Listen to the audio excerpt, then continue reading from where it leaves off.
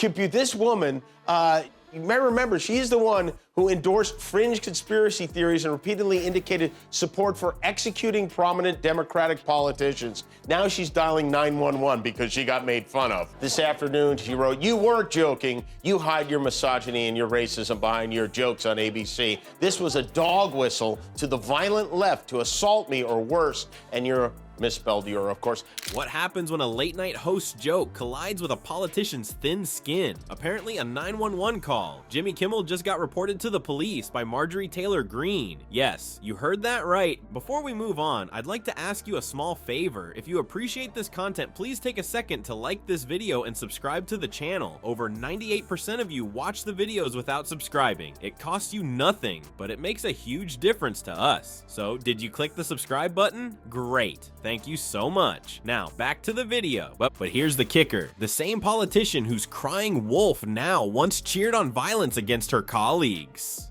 Curious how Kimmel responds to this hypocrisy? Stick around because this story's got more twists than a pretzel factory. Remember when Marjorie Taylor Greene was all about owning the libs? Well, folks, it looks like the tables have turned faster than you can say conspiracy theory. Our favorite Georgia Peach has gone from tough-talking firebrand to delicate snowflake quicker than you can dial 911. Let's rewind a bit. MTG, as her fans lovingly call her, has a history of spewing more hot air than a balloon factory. She once suggested that Nancy Pelosi should be executed for treason, saying, "It's a crime punishable by death is what treason is." Pelosi is guilty of treason. Yikes! Talk about taking political discourse to a whole new level. But when Jimmy Kimmel cracked a joke about her, suddenly MTG's skin got thinner than Trump's hairline. Kimmel quipped, "Where's Will Smith when you need him?" referencing the infamous Oscar slap. It was a jab at Greene's dramatic reaction to Republicans supporting Ketanji Brown Jackson's nomination. But instead of laughing it off, MTG went full Karen and called the cops.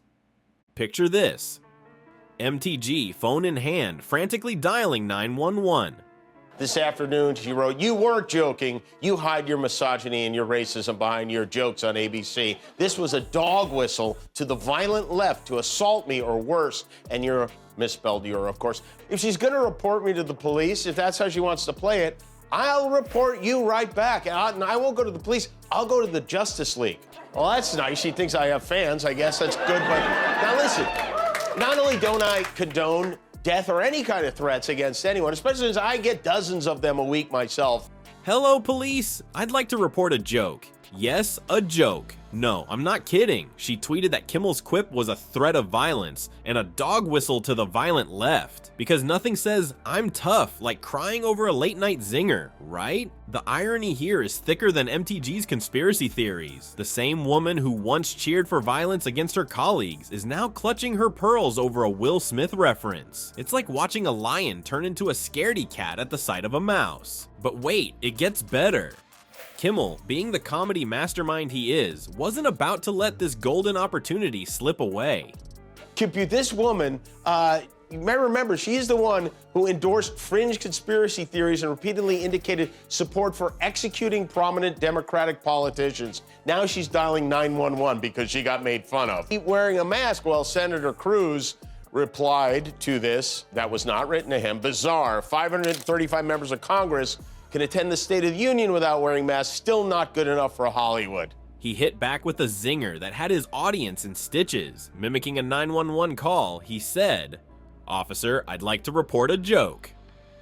Boom! Mic drop! But Kimmel didn't stop there. He went on to roast MTG's past statements and her image, saying, "I feel like maybe other Republicans like having her around to make the rest of them seem normal." Ouch! That's gotta burn more than the Jewish space lasers MTG once warned us about. But hold on to your MAGA hats, folks, because this comedy show isn't over yet. Just when you thought it couldn't get any more ridiculous, the Orange Knight himself decides to ride to MTG's rescue. That's right, Trump's about to enter the comedy arena. And trust me, it's about to get as messy as his hairdo in a windstorm. Just when you thought this comedy show couldn't get any better, the Orange Man himself decided to jump into the ring. Yep, Donald Trump, the king of I'm rubber, you're glue politics, couldn't resist defending his buddy MTG. Now, we all know Trump's got skin thinner than tissue paper when it comes to jokes. Remember how he boycotted the White House Correspondents' Dinner? He couldn't handle a few jabs from the press. But now he's trying to play comedy critic? That's like me judging a beauty pageant. It just doesn't add up. So what did the former president do?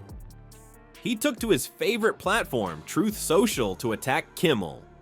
Trump called him a washed-up creep and a failed comedian. Oh, Donnie, has he looked in a mirror lately? Calling someone a failed comedian when you're the biggest unintentional laughingstock in politics is like the pot calling the kettle orange. Let's not forget Trump's own comedy gold moments. Remember Cov FIFA? That tweet had us all scratching our heads and laughing for weeks. Or how about when he suggested injecting disinfectant to cure COVID? That's the kind of material comedians dream of. But the real kicker came when Kimmel fired back. He didn't just roast Trump, he turned him into a comedy barbecue. Kimmel quipped, "Thanks for watching, Don. I'm glad to see you're feeling well enough to check in from your hospital bed." Ouch, that's gotta hurt more than a spray tan gone wrong. Kimmel didn't stop there. He went on to say, "By the way, I'm not washed up. I'm washed. I smell terrific. You should try it sometime." Note to Jimmy Kimmel, not only would Marjorie Taylor Greene's husband make quick work of you, but Rep.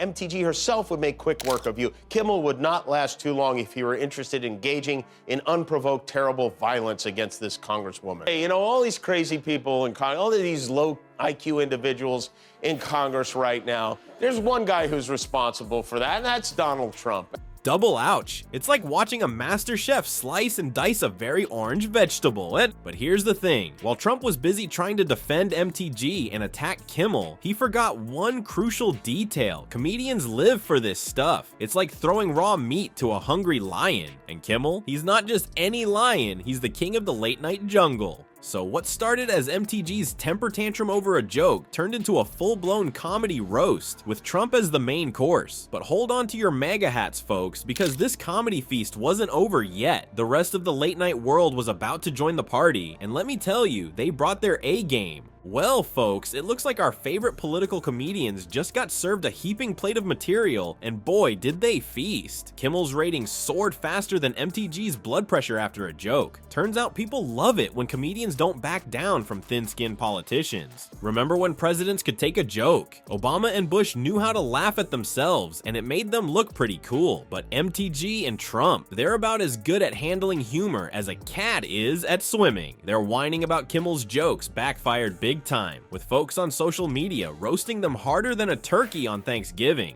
The lesson here? If you can't handle a little comedic heat, stay out of the political kitchen. Maybe next time, MTG and Trump will think twice before picking a fight with a professional joke slinger. After all, in the world of politics, sometimes the biggest jokes aren't the ones told on stage. They're the ones throwing tantrums over a punchline.